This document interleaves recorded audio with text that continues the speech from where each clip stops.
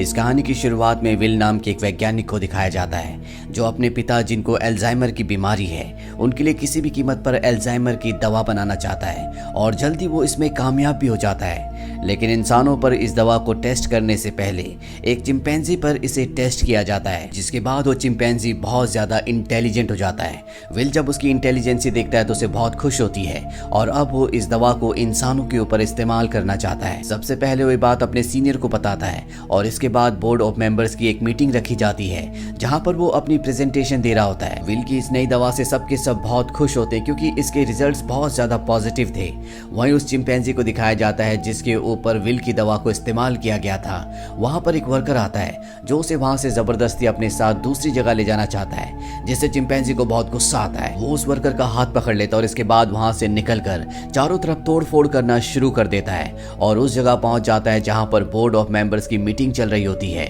यहाँ पर विल चाहकर भी उसे कंट्रोल नहीं कर पाता क्योंकि ये चिंपैंजी बहुत ज्यादा अग्रेसिव होता है, इसीलिए इस चिंपैंजी को गोली मारनी पड़ती है। और अब चिंपैंजी की मौत के साथ साथ विल का ये पूरा का पूरा एक्सपेरिमेंट भी पूरी तरह से खत्म हो गया है। उसे इस दवा को इंसानों के ऊपर इस्तेमाल करने की इजाजत नहीं दी जाती। हालांकि विल अपने सीनियर को यानी कि बॉस को कन्विंस करने की कोशिश करता है कि मेरी दवा में कोई प्रॉब्लम नहीं है, लेकिन उसका बॉस साफ साफ मना कर देता है। वो कहता है कि अगर तुम्हारी दवा में प्रॉब्लम नहीं होती तो चिंपैंजी इतना ज्यादा अग्रेसिव नहीं होता। हमें बाकी चिंपैंजीज को भी मारना होगा जिनके ऊपर तुमने दवा को इस्तेमाल किया था। और अब विल का दिल टूट जाता है। वो अंदर लैब की तरफ जाता है, तभी उसके पास लैब का केयर टेकर आता है और उसे बताता है कि आपकी दवा में कोई भी प्रॉब्लम नहीं है। दरअसल चिंपैंजी आपकी दवा की वजह से अग्रेसिव नहीं हुई थी, बल्कि उसने उसी वक्त एक बच्चे को जन्म दिया था, जिस वजह से वो गुस्से में आ गई थी क्योंकि उसे वहां से शिफ्ट किया जा रहा था। और अब विल को पूरी बात समझ में आ जाती है।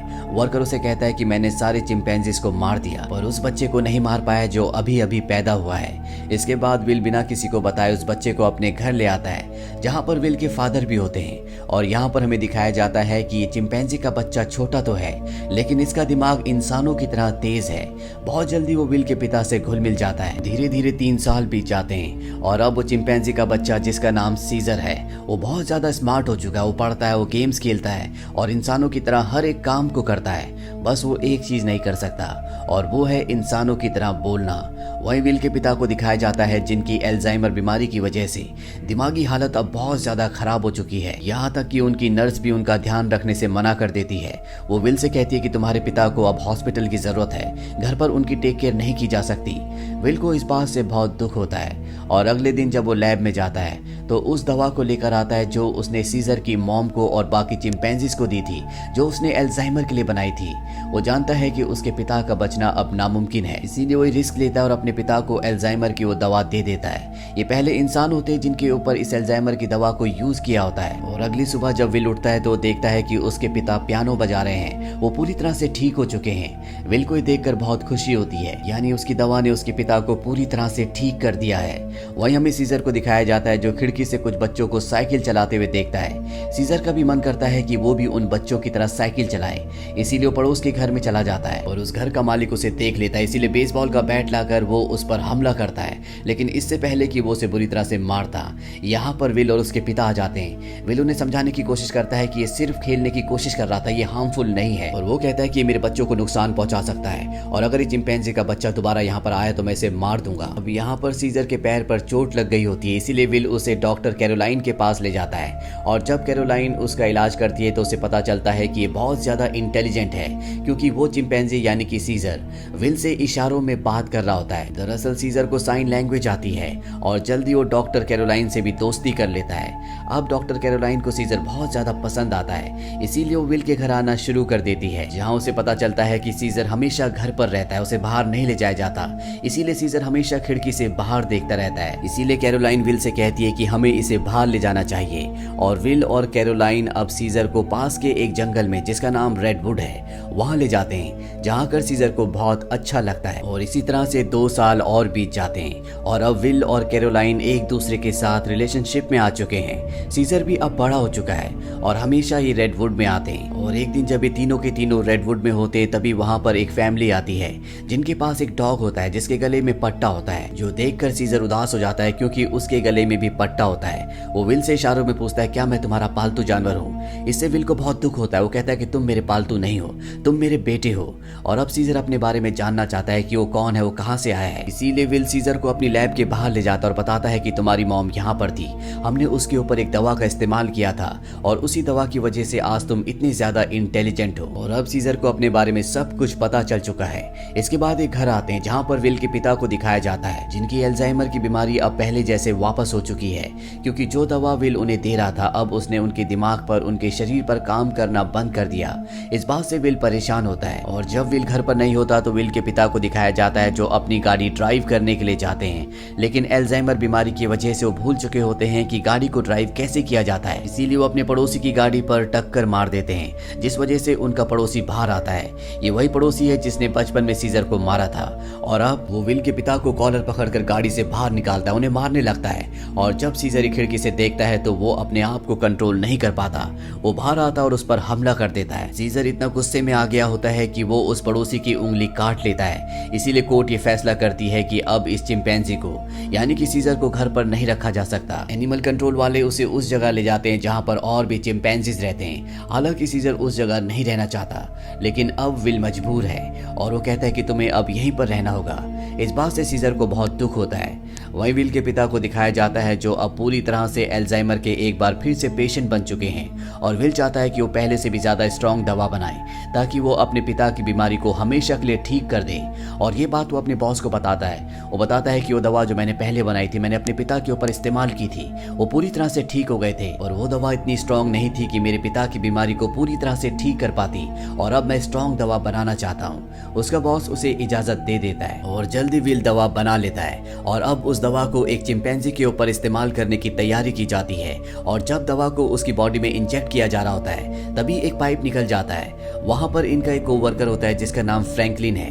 दवा की कुछ गैस उसकी नाक के अंदर चली जाती है क्योंकि उसने मास्क नहीं पहना होता और अब उस दवा को चिंपैंजी को दिया जाता है, जिसके बाद वो चिंपैंजी बहुत ज्यादा इंटेलिजेंट हो जाता है, यानी कि इनकी ये दवा भी कामयाब हो गई। इसके बाद विल और कैरोलाइन सीजर से मिलने के लिए जाते हैं जिसे बहुत ही छोटे पिंजरे के अंदर कैद किया होता है। यहाँ पर सीजर के हाथ में चोट भी लगी होती है जिससे विल को बहुत गुस्सा आता है और वहाँ के कर्मचारियों को धमकी देता है कि अगर तुमने इसके साथ कोई भी गलत सलूक किया तो मैं तुम्हारी इस जगह को बंद करवा दूंगा। हालांकि सीजर अब यहाँ से घर वापस जाना चाहता है, लेकिन विल उसे कहता है कि जब तक कोर्ट मुझे इजाजत नहीं देती मैं तुम्हें घर वापस नहीं ले जा सकता। विल यहाँ से चला जाता है और सीजर बहुत ज्यादा उदास हो जाता है। दरअसल वो विल से नाराज है क्योंकि विल उसे अपने साथ घर नहीं ले जा रहा। साथ ही दूसरे चिंपैंजीज उसे यहाँ पर परेशान भी करते हैं। विल जब अपने घर जाता है तो देखता है कि उसके पिता की हालत बहुत ज्यादा खराब है। वो उन्हें दवा देना चाहता है पर विल के पिता मना कर देते हैं। वो कहते हैं कि अब मेरा वक्त आ चुका है और इसके बाद विल के पिता की मृत्यु हो जाती है। विल अपने पिता की मृत्यु से पूरी तरह से टूट जाता है और अब सीजर के अलावा उसका कोई भी नहीं है। वो उसे अपना बेटा मानता है, इसीलिए बहुत सारे पैसे लेकर वो उस जगह जाता है जहाँ पर सीजर को कैद किया गया है। वहाँ का जो हेड होता है वो उसे बहुत सारे पैसे देता है और कहता है कि मैं सीजर को अपने साथ ले जाना चाहता हूँ। हालांकि वो मान जाता है पर सीजर दरवाजा बंद कर देता है क्योंकि अब वो विल के साथ नहीं जाना चाहता। वो विल से बहुत ज्यादा नाराज है। विल को लौटना पड़ता है। अब इस जगह काम करने वाले एक लड़के के कुछ दोस्त यहाँ पर चिंपैंजीज को देखने के लिए आते हैं और जब उनमें से एक लड़का सीजर के पास आता है तो सीजर उसे पकड़कर अपनी तरफ खींचता है और उसकी जेब से चाकू निकाल लेता है, जिस चाकू से रात को अपना केज खोलकर एक दूसरे केज के पास जाता है जिसके अंदर एक ओरेंगुटून को बंद किया है जो कि सर्कस से है और सीजर इसका दोस्त है क्योंकि दोनों के दोनों इशारों में बात कर सकते हैं। वो इसे आजाद करवाता है और सीधा विल के घर जाता है जहाँ पर उसे वो नई दवा मिल जाती है जो विल ने एल्जाइमर के नए पेशेंट्स के लिए बनाई थी और अब उस दवा को लेकर वापस वो उसी जगह आ जाता है जहाँ पर बाकी चिंपैंजीज को कैद किया गया है और वहाँ पर उस दवा को खोल देता है जिससे सारी की सारी गैस चिंपैंजीज इनहेल कर लेते हैं हैं, जिसके बाद सब के सब चिंपैंजी सीजर की तरह इंटेलिजेंट हो जाते हैं। उनके अंदर सोचने समझने की शक्ति आ जाती है। लेकिन फ्रैंकलिन जिसने गलती से इस दवा को इनहेल कर लिया था उसकी मौत हो जाती है। इसका मतलब ये है कि ये दवा सिर्फ चिंपैंजीज पर असर करती है, इंसानों पर इसका गलत असर होता है। वहीं सीजर को दिखाया जाता है जो अब बाकी चिंपैंजीज के साथ उस जगह से भागना चाहता है, लेकिन तभी वहां का एक वर्कर जो सभी चिंपैंजीज को बहुत टॉर्चर किया करता था वो आ जाता है, और जब वो अपनी करंट वाली स्टिक से उन्हें करंट लगाने की कोशिश करता है तो सीजर उसका हाथ पकड़ लेता है। वो कहता है कि अपने गंदे हाथ मुझसे दूर रखो, और यहाँ पर पहली बार सीजर बोलता है नो। इसके बाद सीजर पंच मारकर उसे वहीं पर गिरा देता है और बाकी सभी चिंपैंजीज को आजाद कर देता है, और वो वर्कर उठकर एक बार फिर से अपनी इलेक्ट्रिक स्टिक लेकर इनकी तरफ बढ़ता है, लेकिन सीजर उस पर पानी फेंक देता है जिससे उसकी करंट लगने से मौत हो जाती है। इसके बाद सीजर सभी चिंपैंजीज को लेकर जू पहुंच जाता है। वहाँ के सभी चिंपैंजीज को ये आजाद करके अपनी टीम में शामिल कर लेते हैं, और अब इस सब के सब विल की लैब में पहुंच जाते हैं। वहाँ पर भी बहुत सारे चिंपैंजीज होते हैं, ये उन्हें भी आजाद कर देते हैं, और अब इन सब की एक टीम बन चुकी है और ये इंसानों के खिलाफ हैं। वहीं विल जिसे सीजर की बहुत ज्यादा चिंता होती है, वो उस जगह कॉल करता है जहां पर सीजर को कैद कर रखा गया था, पर उसका कॉल कोई रिसीव नहीं करता। इसीलिए वो कैरोलाइन के साथ वहां पर पहुंच जाता है जहां पर एक जख्मी वर्कर होता है। वो उससे पूछता है कि यहाँ पर क्या हुआ। वो बताता है कि तुम्हारा चिंपैंजी सबको अपने साथ लेकर चला गया, और वो पहली बार बोला भी था।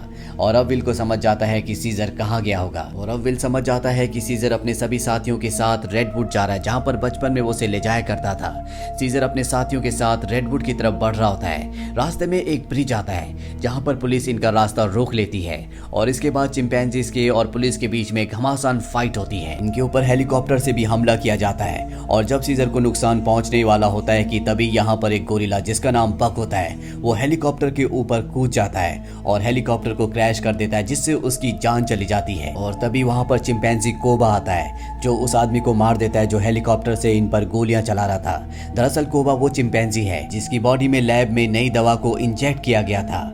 और अब ये सब के सब रेडवुड पार्क पहुंच जाते हैं जहां पर विल भी कुछ देर में पहुंच जाता है। वो सीजर को आवाज लगाता है। एक दूसरा चिंपैंजी विल के ऊपर हमला करने वाला होता है कि सीजर उसे रोकता है। विल सीजर से कहता है कि तुम मेरे साथ घर चलो, नाराजगी छोड़ दो, नहीं तो पुलिस तुम सबको मार देगी। सीजर विल को अपने गले लगाता है और उसके कान में कहता है कि अब यही मेरा घर है, और विल समझ जाता है कि सीजर को उसकी दुनिया मिल चुकी है, वो उसके साथ लौट कर नहीं आएगा।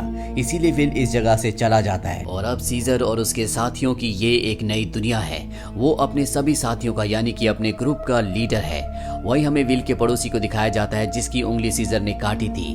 दरअसल ये एक पायलट होता है जो कि इंटरनेशनल फ्लाइट्स उड़ाता है, और इसकी नाक से अब ब्लड निकलता है। दरअसल फ्रैंकलिन जो विल का कोलीग था जिसकी नई दवा के वायरस से मौत हो गई थी, वो दरअसल विल से मिलने उसके घर गया था, लेकिन तब उसकी मुलाकात इसी पड़ोसी से हुई थी। उसे खांसी आई थी जिससे खून के छींटे इसके ऊपर गिर गए थे, और अब ये भी उस वायरस से इन्फेक्टेड है। ये इंटरनेशनल फ्लाइट्स उड़ाता है, इसका मतलब ये वायरस पूरी दुनिया में फैला देगा जिससे पूरी दुनिया बदल जाएगी। और होता भी ऐसा ही है। इस मूवी का सेकंड पार्ट जो सन 2014 में आया था उसमें दिखाया जाता है कि वायरस को फैले हुए आज 10 साल हो चुके हैं और अर्थ से इंसानों की बहुत बड़ी आबादी खत्म हो चुकी है। अब वही जिंदा रहता है जो जेनेटिकली इस बीमारी से, इस वायरस से इम्यून है, और ऐसा 500 बच्चों में एक ही बच्चा होता है जो जेनेटिकली इस बीमारी, इस वायरस से इम्यून हो। वही चिंपैंजीज को रेडवुड में दिखाया जाता है जो सैन फ्रांसिस्को के पास है। वो अब भी सभी चिंपैंजीज का लीडर है, और अब पिछले 10 सालों में चिंपैंजीज पहले से भी ज्यादा स्ट्रॉन्ग और विकसित हो चुके हैं। इनका अपना एक इलाका है जहां पर इंसान नहीं आ सकते। सीजर का भी अब बेटा हो चुका है जिसका नाम ब्लू आई है, और एक दिन सीजर का बेटा जब अपने दोस्त के साथ जंगल में घूम रहा होता है तभी उनके सामने एक इंसान आ जाता है जो जंगल में अपनी टीम के साथ हाइड्रो इलेक्ट्रिक डैम देख रहा होता है ताकि पूरे शहर को इलेक्ट्रिसिटी दोबारा से दी जा सके। और ये जो डैम होता है ये चिंपैंजीज के इलाके में है। और अब वो आदमी जब सीजर के बेटे ब्लू आई और उसके दोस्त को देखता है तो डर जाता है और अपनी गन निकाल लेता है। सीजर का बेटा भी गुर्राने लगता है। वो आदमी डर कर गोली चला देता है जिससे सीजर के बेटे का दोस्त जख्मी हो जाता है। गोली की आवाज सुनकर सभी चिंपैंजीज यहाँ पर आ जाते हैं। साथ ही जिस आदमी ने गोली चलाई होती है उसके भी साथी जो यहाँ पर डैम को ढूंढ रहे होते हैं। चिंपैंजीज इन्हें मारना चाहते हैं लेकिन सीजर जो कि सबसे समझदार है वो सबको शांत करता है। इंसानों के ग्रुप का लीडर जिसका नाम मेलकम है वो सीजर से बात करता है। वो उसे बताता है कि हम यहाँ पर किसी को नुकसान पहुंचाने के लिए नहीं आए। सीजर उन्हें कहता है कि आज के बाद यहाँ पर मत आना, तुम सब यहाँ से चले जाओ। जाओ। अब वो सब के सब यहाँ से चले जाते हैं और इन्हीं चिंपैंजीज में जो कोबा होता है, जिसके ऊपर कभी इंसानों ने एक्सपेरिमेंट किए थे, जो इंसानों से बहुत ज्यादा नफरत करता है, वो सभी चिंपैंजीज से कहता है कि इंसान दोबारा से हमारी टेरिटरी में आ गए हैं, वो हमें नुकसान पहुंचाएंगे। इन्होंने एक्सपेरिमेंट के दौरान मुझे बहुत तकलीफ पहुंचाई थी और मैं नहीं चाहता कि मेरे साथियों के साथ भी ऐसा ही हो, इसीलिए इंसानों को हमें अपनी ताकत दिखानी होगी। और सीजर भी अब उसकी बातों में आ जाता है और ये सब तय करते हैं कि ये इंसानों की बस्ती में जाएंगे। और अब सीजर जो सबसे आगे घोड़े में होता है, उसके साथ सभी चिंपैंजीज इंसानों के इलाके में जाते हैं। यहाँ पर दिखाया जाता है कि जो पहले खूबसूरत शहर हुआ करता था, अब वो उतना खूबसूरत नहीं है।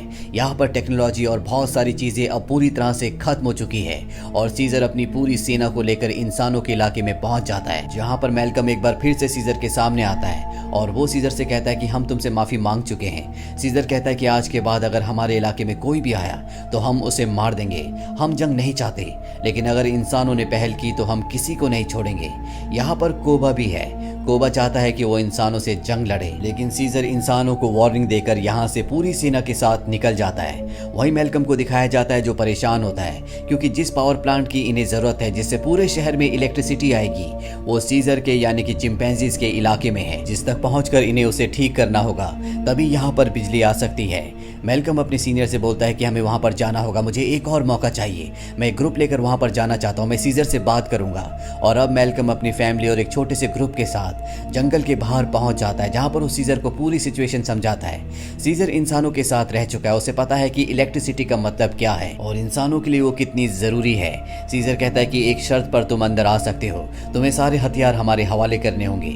मैल्कम मान जाता है और अब अपनी टीम के साथ वो उस जगह पहुंच जाता है जहां पर पावर प्लांट है और इसके बाद ये यहाँ पर काम करना शुरू कर देते हैं। मैल्कम की वाइफ और उसका बेटा चिंपैंजीज के बच्चों से बहुत जल्दी घुल मिल जाते हैं और जब ये पावर प्लांट पर काम कर रहे होते हैं, तभी एक चिंपैंजी को वहां पर छुपी हुई एक गन मिलती है और वो गन वो लेकर जाता है सीजर के पास। और जब सीजर को पता चलता है कि इंसान अपने साथ छुपाकर यहाँ पर गन लाए हैं, तो उसका गुस्सा एक बार फिर से भड़क जाता है और वो मैल्कम और उसके साथियों को कहता है कि तुम जंगल छोड़कर चले जाओ। लेकिन तभी सीजर को पता चलता है कि उसकी पत्नी जो बहुत वक्त से बीमार थी, मैल्कम की पत्नी ने उसे दवा दी थी जिससे वो पूरी तरह से ठीक हो गई। सीजर ये देखने के बाद इंसानों को एक मौका और देता है। वो कहता है कि तुम्हारे पास एक दिन और है, तुम इस पूरे पावर प्लांट को ठीक कर सकते हो और उसके बाद यहाँ से चले जाना। दरअसल मैल्कम का एक साथी जो कि एक्स पुलिस ऑफिसर है, उसे चिंपैंजीज पर बिल्कुल भरोसा नहीं है, वो उनसे नफरत करता है। वही यहाँ पर गन्स लेकर आया होता है और इनके पास और भी गन्स होती हैं और जब ये गन्स एक दूसरे को पास कर रहे होते हैं तो ऊपर से कोबा देख लेता है। वो गुस्से से भर जाता है क्योंकि कोबा भी इंसानों से नफरत करता है और वो सीजर के पास जाता है।